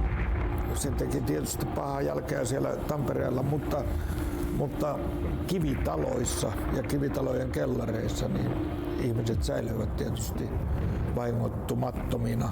Räjähdysten äänet täyttivät ja kuuluivat kauas kaupungin ulkopuolelle. Do you guys have bunkers? Tampereella ihmisiä oli hakeutunut tämän Johanneksen kirkon, nykyisen tuomiokirkon kiviseinien suojiin. St. John's Church. Tuomiokirkko oli todella merkittävä suoja siviiliväestölle, kun Tamperetta pommitettiin. Siellä niiden ihmisten lukumäärä nousi moneen didn't bomb the church, did they? Tietenkin lähinnä vanhuksia, äitejä, lapsia. Eli se oli merkittävä suoja ja se säästyi. Kumpikin osapuoli arvosti sitä niin, että ei pyritty tuhoamaan eikä tuhottu. That's good. Sitten tykistökeskitys päättyi ja taivaalle nousi 3 valkoista rakettia hyökkäyksen merkiksi. Konekiväärien jyly rikkoi hiljaisuuden. Even in war there needs to be some sitten lapualaiset aloittivat discipline, etenemisen, right? niin näytti siltä, että Some humanity. olisi ollut yhtä liekkimerta. Tulipatsaat palaisivat kaupungin aina etäisiä järvenselkiä myöten. Laurila ja hänen taistelulähettinsä Mauri Toivonen pääsivät sitten Viinikai ojan ylitse tuonne Ratinan niemelle. Siellä punaisten tuli yltyi yltymistään. Kallioleikkauksia ja siellä oli suojapaikkoja ja niin edespäin, mutta siellä oli myös ankara tulitus niin punaisten puolelta. Wait, that looks like the Russian. Laurilan oikean jalan reisilihaksen. Toinen luotti oli pysähtynyt Laurilan puukkoon ja 3. nahkahousuihin. Kun hänen taistelulähettinsä tuli paikalle sitomaan Laurilan haavoja, niin luoti osui. You guys know what I'm talking about, right? No siinä sitten kävi niin, että molemmat toinen toisiaan tukien vetäytyivät ja onnistuivat pääsemään pois sieltä taistelukentältä. That's definitely Russian influence. Taistelussa. Hän eteni käsigranaatteja heitellen. Kosola valloitti yhden punaisten konekivääreistäkin. Jossakin näillä alueilla, missä nyt I was going to ollaan ask if it's orthodox. paikkeilla, he taistelivat. Because Russian is mostly Christian Orthodox. Hyökkäystä jatkettiin ortodoksikirkolta kohti Tampereen rautatieaseman seutua. Punaiset sotivat vielä siinä valtauksessakin niin paljon kuin nyt sitten pystyivät. Mutta That's why it has that infrastructure. Seinää vasten se oli yksi olennainen asia, että pyrittiin loppuun asti. Ja täällä oli vahvat joukot ja uskottiin pärjättävän. Ja tietenkin kaupunkitaistelussa tämmöiset yksilölliset suorituksetkin tulee paremmin esiin kuin taistelussa, jossa täytyy olla. The White Army morale was high, but the Red was also. So these are two relentless armies going at each other. Jonka vihassa he lepäsivät yön yli. Aamulla he jatkoivat hyökkäystä. They even stayed at a hotel.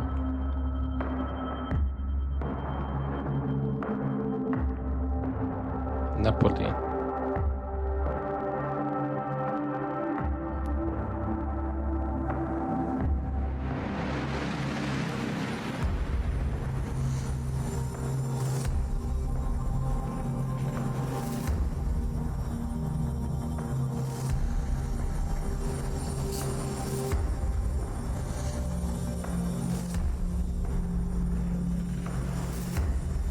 Oh my gosh. Ja uhreja vaativia, koska todellakin niin heiteltiin käsigranaatteja ikkunoista ja jopa hand grenade was thrown into sellaisiin houses. paikkoihin, minkä oli pakolaisia kerääntynyt. Even with refugees. Oh man, the kids. This is sad. Niin kauan kuin punaisilla oli konekivääriä, niin uhreja syntyi myöskin valkoisella puolella. Ja näin siinä sitten varsin niin kuin hitaasti loppujen lopuksi päästiin eteenpäin.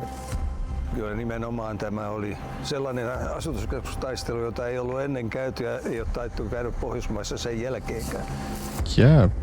Lapualaiset saapuivat Neulapadon luo, jonka yli he eivät heti päässeet. The Nordics are not known for this silta, chaos. Siitä sitten 300 metriä, 400 metriä pohjoiseen, niin siellä oli konekiväärit vastassa. Sieltä oli vähän vaikea lähteä.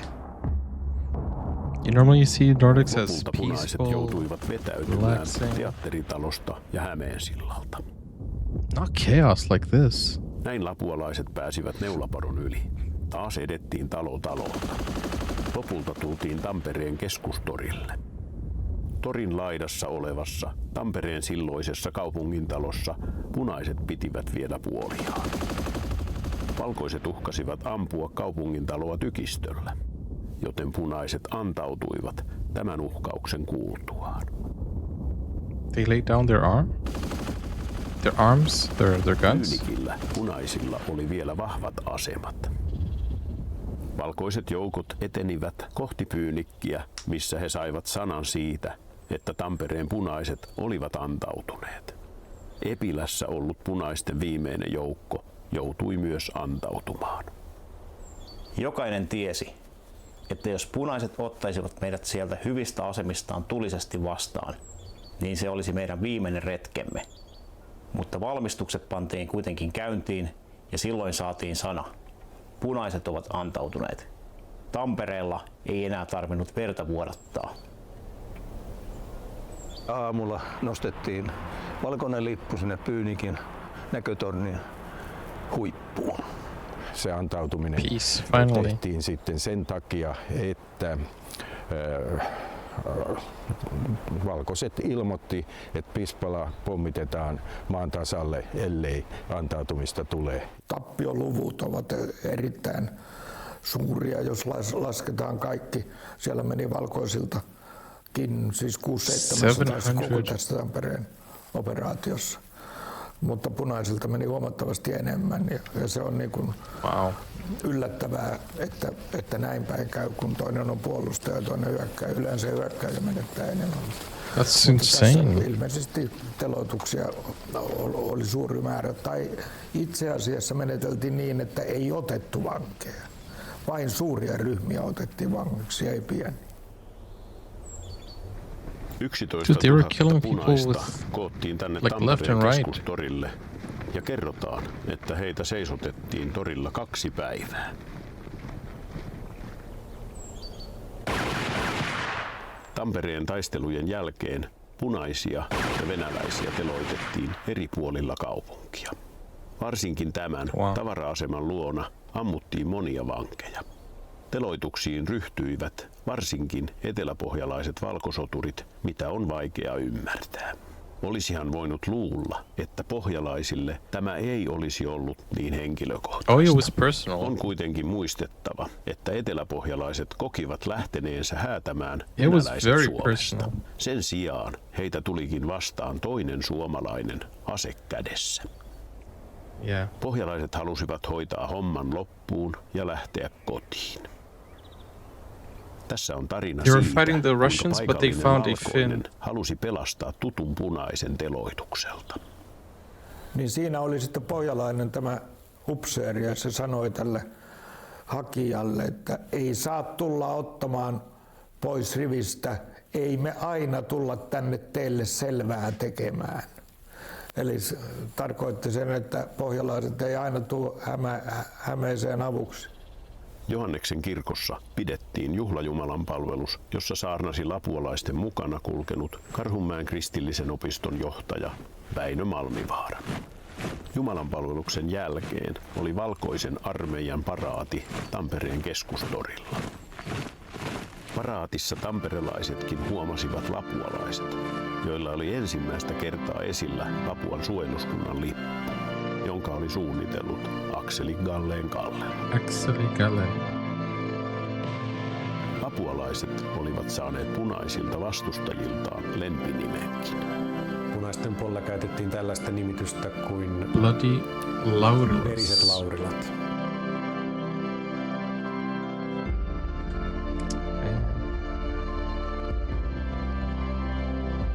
Side by side.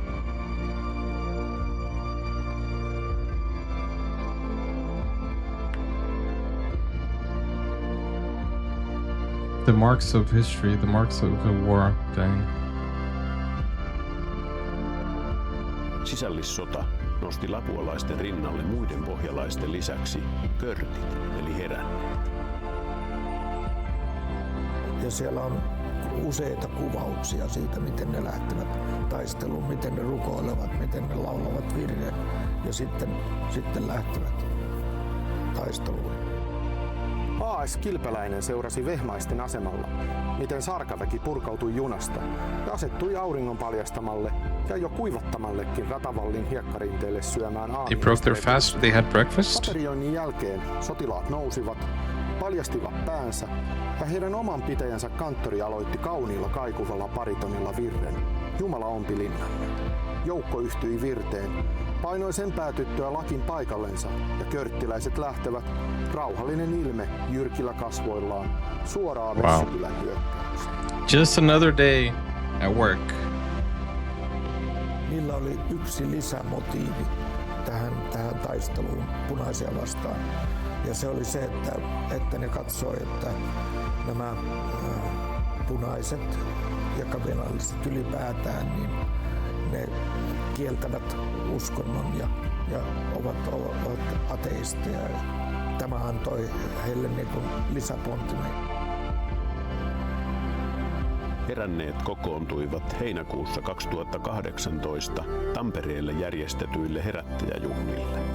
Monissa seurapuheissa muisteltiin vuoden 1918 tapahtumia, usein puhujan oman perhehistorian kautta. Siinä, että Sionin virsiä veisattiin yhdessä juuri Tampereella, sisällissodan keskeisellä näyttämöllä. Siinä voidaan nähdä viestiä sovinnosta. Laajemmin, kun otetaan tämä heränneiden historia, se oli suhteellisen torjuttu suomalaisessa julkisuudessa tämä heränneiden ryhmä. Mutta tämän vuoden 18 jälkeen ja sen merkittävän panoksen jälkeen, joka oli näillä heränneillä ja kräkkiläisillä tässä sodassa, niin niiden yleinen arvostus koko maassa nousi. Bertel says the uncle of Swedish Prime Minister Olof Palme volunteered during the war and died. Oh wow.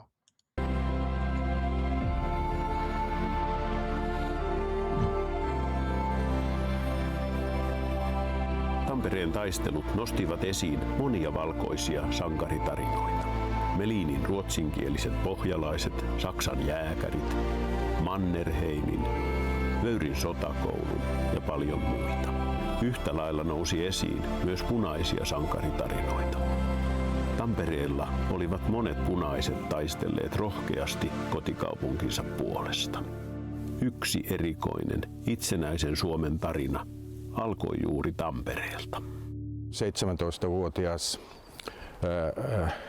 Arvid Janhunen, joka taisteli Pispalan punakaartin riveissä, ja sitten vuonna 1941 hänestä tuli Mannerheimin ristin ritaari.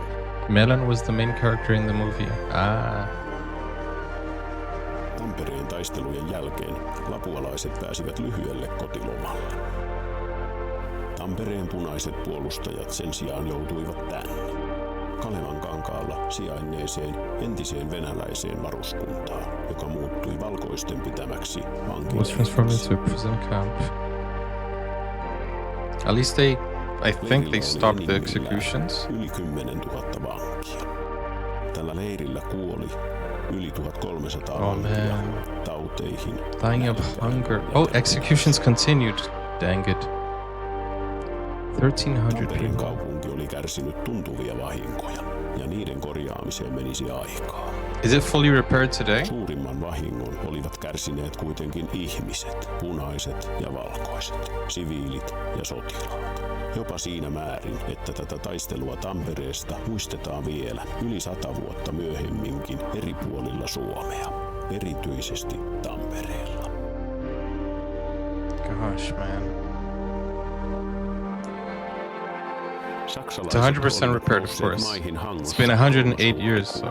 He tulivat auttamaan valkoisia taistelussa punaisia vastaan ja samalla varmistamaan Suomen kuulumista Saksan vaikutuspiiriin. But my question is actually, olivat tehneet välirauhan maaliskuussa. did the economy manage to catch up with the other cities, or do they still fall behind a little bit? Saksa ja Venäjä olivat tehneet välirauhan maaliskuussa, joten tilanne oli erikoinen, koska Neuvosto-Venäjä oli pyrkinyt auttamaan punaisia.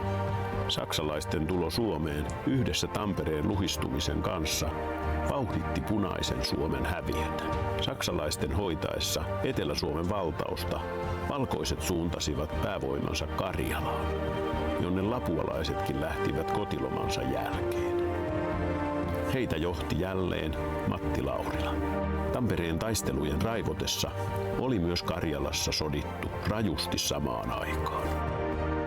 Lapualaisten sotaretki jatkui vielä Karjalaan Viipurin suuntaan, mutta taisteluja oli harvakseltaan. Ennen Viipuria Talissa saatiin vähäinen taistelukosketus viholliseen.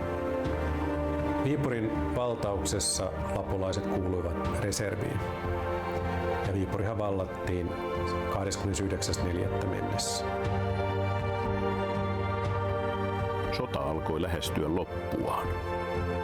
16. toukokuuta lapualaiset osallistuivat vielä Mannerheimin johdolla voitonparaatiin Helsingissä. Sota oli nyt virallisesti päättynyt. But not long after that, World War II would ensue. Suuri osa valkoisen armeijan sotilaista pääsi lopultakin kotiin ja arkisiin töihinsä. Heidän sotansa oli sodittu. Heidän punaiset vastustajansa sen sijaan joutuivat käymään eloonjäämiskamppailua vankileireillä eri puolilla Suomea. Tapahtui sitten näitä telotuksia, jotka näin myöhemmän käsityksen mukaan tietenkin ovat That's what he said. Sotarikoksia ja tämmöisistä sotarikoksista nykypäivänä pistettäisiin vastuuseen tämmöistä. It's a good thing that we mostly evolved. Vankileireille suljettiin noin 80 000 ihmistä. Heidän joukossaan oli myös naisia ja lapsia. Vankeudessa kuoli yli 14 000 ihmistä nälkään, sairauksiin ja teloituksiin.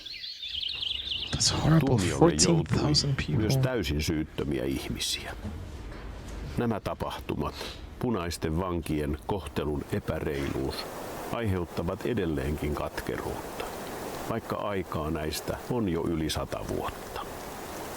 Historiassa, jossa on ihmishenkiä menetetty, varsinkin runsaasti menetetty, niin kuin sodissa menetetään, niin ne säilyy unnecessary 14,000 people including innocent. Kyllä tämä sota on aikamoinen möykky ehkä vieläkin Suomessa. Ja erityisen kuvaavaa on se, että yhä vieläkin me pohdimme, että mikä on se oikea nimi tälle sodalle.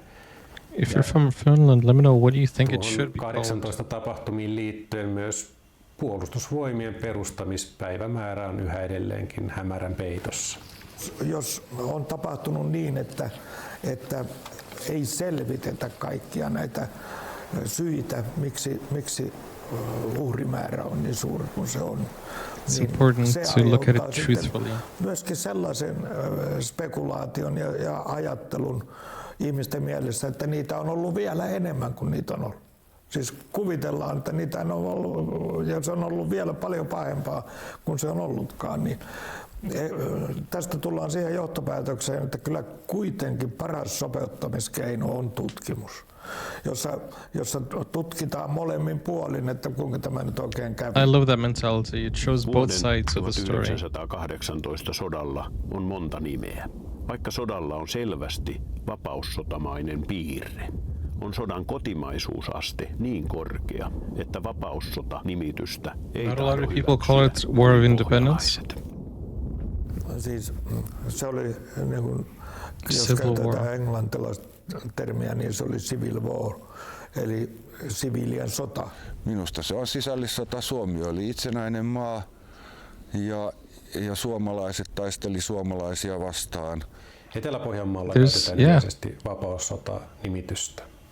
Ja tämä nimityshän juontaa venäläisten joukkojen aseistariisunnasta ja myös siitä, että eteläpohjalaiset kokivat lähtevänsä vapaussotaan nimenomaan vapauttamaan Suomea venäläisjoukoista ja myös suomalaisista vallankumouksellisista, jotka saivat aseellista ynnä muuta tukea Venäjän bolsevikeilta.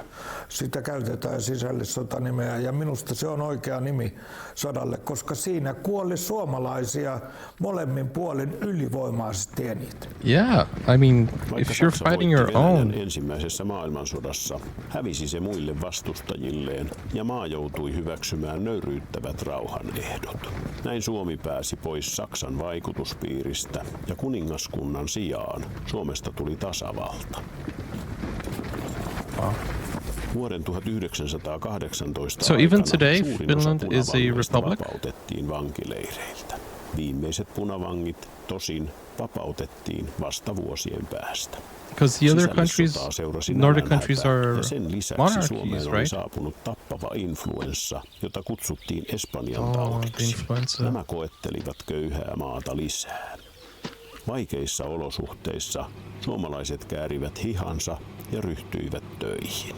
Ja vaikka sota painoi yhä mieliä, suomalaiset katsoivat käytännönläheisesti eteenpäin ja alkoivat rakentamaan uutta kansakuntaa, valkoiset ja punaiset yhdessä.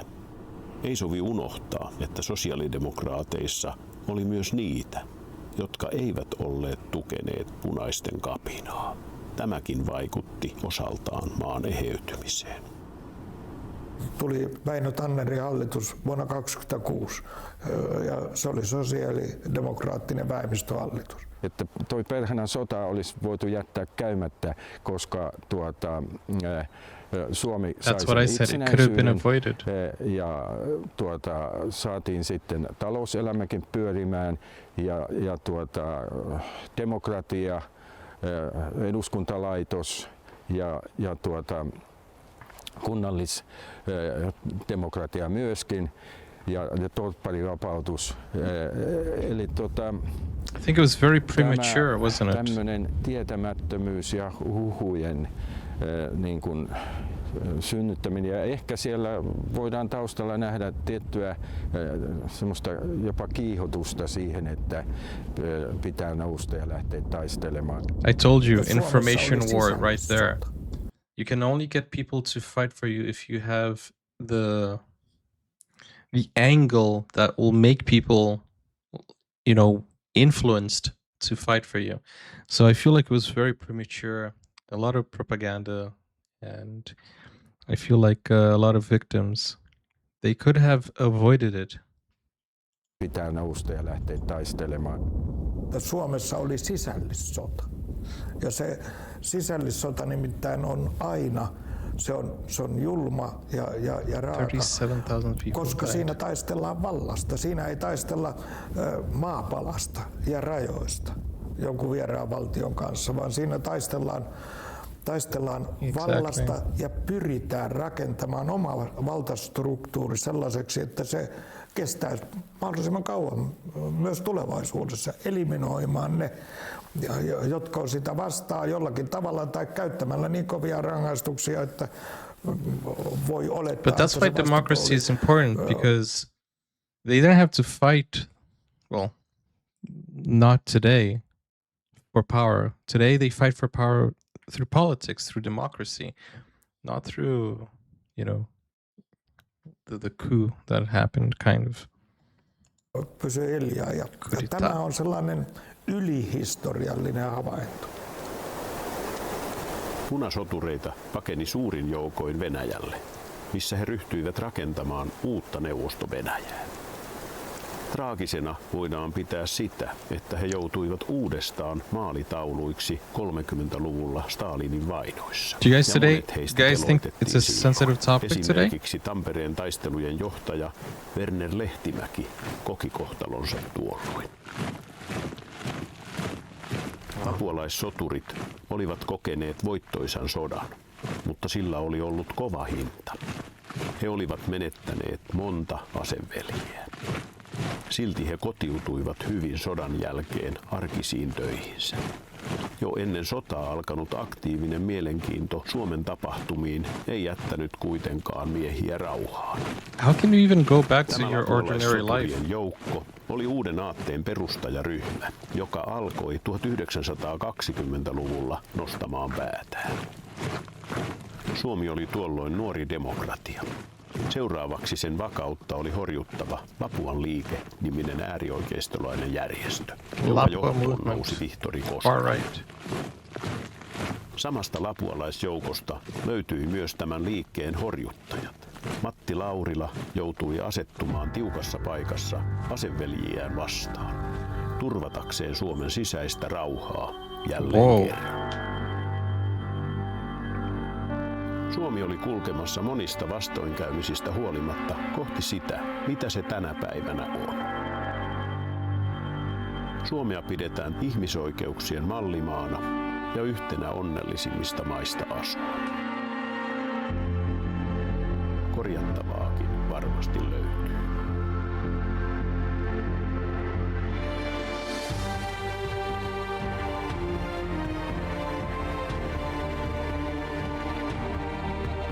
Matti Lauri.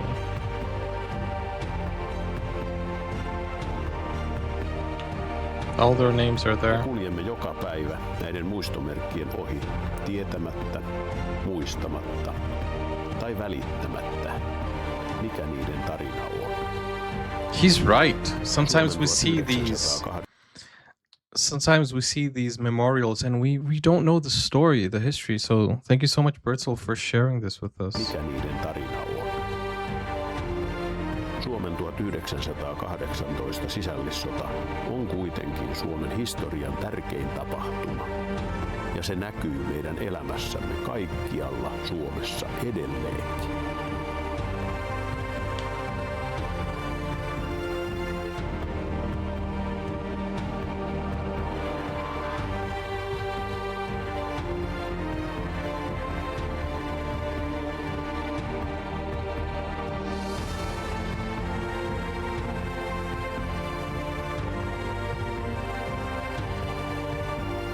Ilman sisällissotaa Suomen lipun värit eivät olisi sinivalkoiset.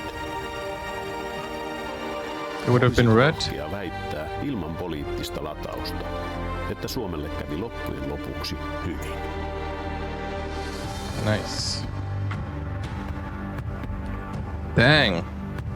That's tough. That's a great production right there. Oh, there are the pictures here now.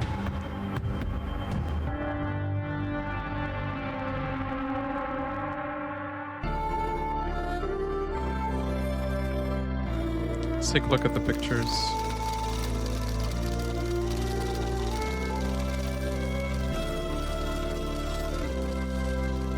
They're buried side by side. These are brave men right there.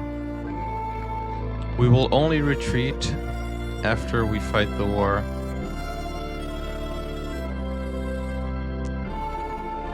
Dang, guys. Kitos, thank you.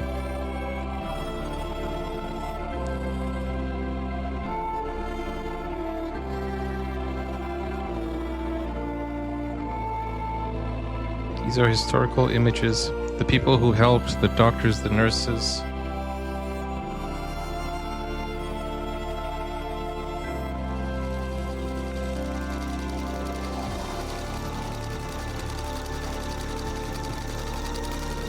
This was a great production too.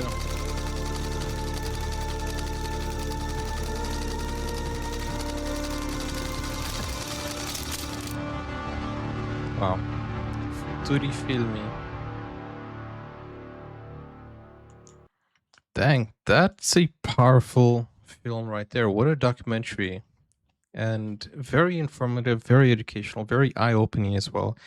And I hope we have learned from the past, because this is a war that could have been avoided. Finland had just managed to liberate and to get their independence, and civil war just broke out.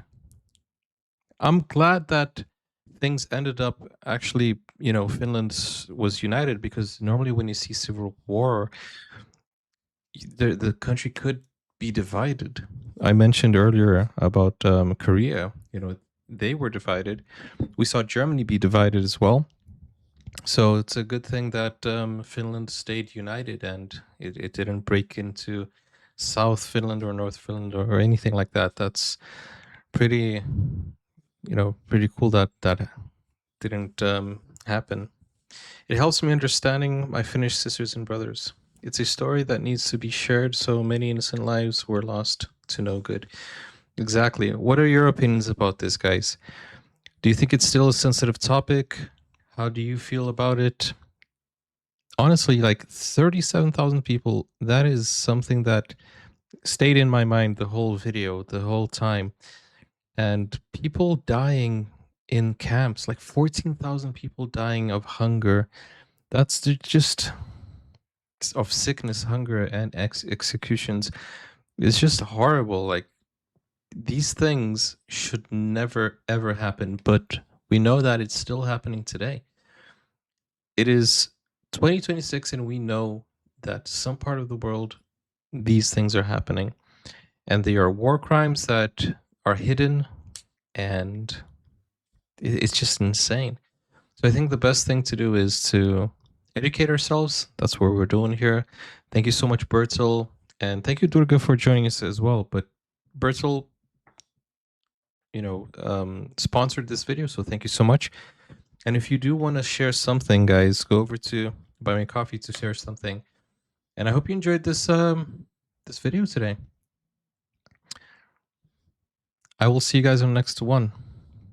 Those from Finland do not like to share their past stories. I think it's important, because it's something that happened.